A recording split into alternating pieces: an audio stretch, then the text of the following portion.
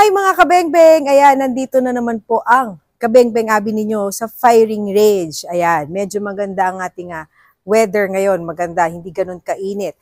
At andito tayo sa firing range para mag-unbox ulit ng isa na namang pistol.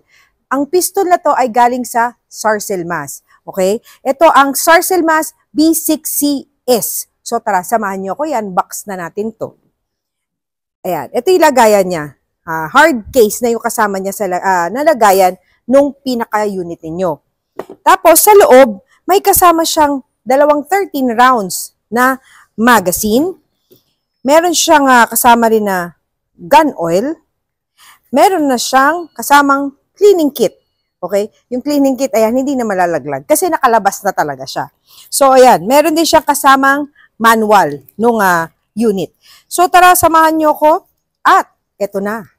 Ito yung ating Sarcellmas B6CS. Ayan. Caliber 380 siya. Double action. Ayan. Meron siyang changeable na front sight. Ayan. Yung sight niya is a 3-dot sight. Pero ito, pwede nyo palitan. Pwede nyo gawing fiber optic kung gusto niyo. Tapos meron siyang firing pin retainer. Ergonomic hammer. Ayan. Hammer and trigger guard. Ayan. Ito yung trigger guard.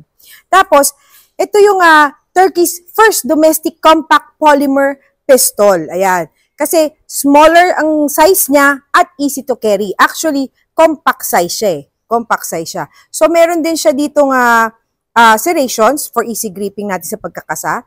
Meron din siyang manual safety. Yun. So, tara, di ba? Kasi baka may naghahanap sa inyo ng, meron din naman kasi may gusto na 380 yung kanilang unit na pang-carry. Ito, compact size lang siya. Kung titingnan ko, parang halos kasing laki siya ng yung SAR 9 SC natin, yung subcompact natin ng SAR 9. So, paano mga kabengbeng? Alam nyo na kasunod nito. Ayan. So, tara mga kabengbeng, samahan nyo ko at ipuputok na natin to.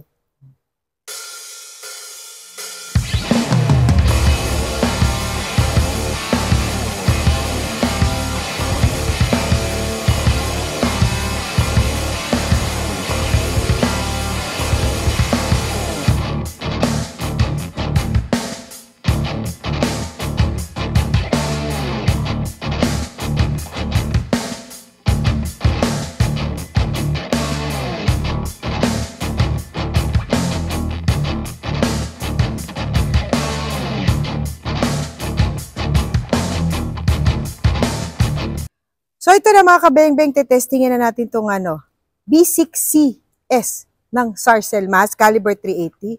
So, ayan, kung makikita nyo, ayan, 3-dot sight siya. So, pwede nyo naman palitan yung inyong front sight ng fiber optic kung gusto nyo. Kasi yung iba nagpapalit naman talaga. Pero ako, okay, mas okay sa akin to eh. So, tara.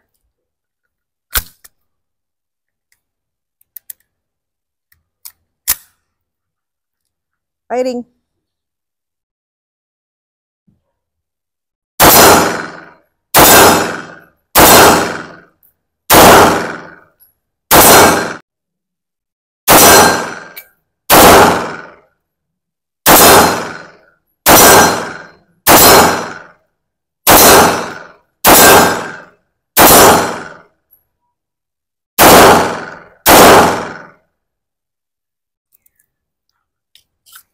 Alam niyo, napakagaang niya. Napakagaang. Ang sarap pala pumutok din talaga ng 380. Ayan. Okay siya. Maganda. Tsaka alam niyo yung grip niya. Maganda kasi siya eh. Alam niyo parang nakahulma siya dun sa nakahulma siya sa kamay niyo pag hinawakan niyo siyang ganun. Maganda siya. Tapos yung sight niya, ang dali kasi tignan. Actually, sanay ako sa gatong sight kasi yung panlaro ko noon na pistol. Ganyan. Ganyan yung sight ko rin. 3-dot sight lang din siya. Ayan. Maganda. Okay din. Okay din pang carry to Tsaka yun nga, kasi compact size, so mas madali siyang bitbitin, mas madali siyang i-conceal. Diba? So, okay. Maganda to. So, ito na nga mga kabengbeng. Putok natin siya ulit. Actually, okay din pala to. Maganda rin. Maganda rin.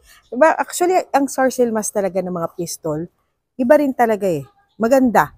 Pati yung sight, yung zero ng sights niya, napakaganda. Basta tama yung grip nyo sa barel, tama yung paghawak nyo, tama yung pagsasight nyo, sigurado tatama kayo eh. So, tara putok ulit natin.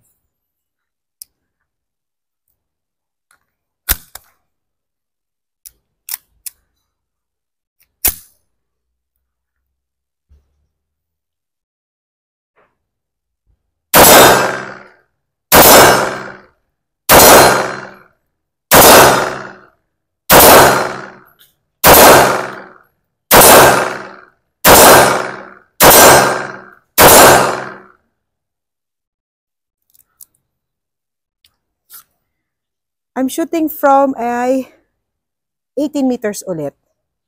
Yun. Ang ganda. Nakita nyo naman, lahat tumama doon sa bakal. Ayan.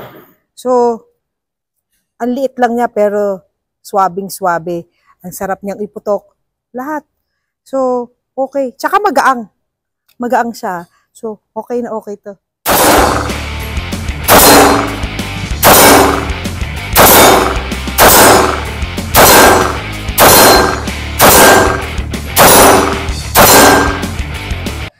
So ito na nga mga kabengbeng, nakatapos na tayo ulit ng ating pag-unbox na isa na namang Sarcel Mas na unit. Ito yung Sarcel Mas B6CS. Ayan, compact na pistol siya, caliber 380. So alam nyo, sa performance-wise, napakaganda, napakaganda. Nakita nyo naman ang ganda ng sight niya.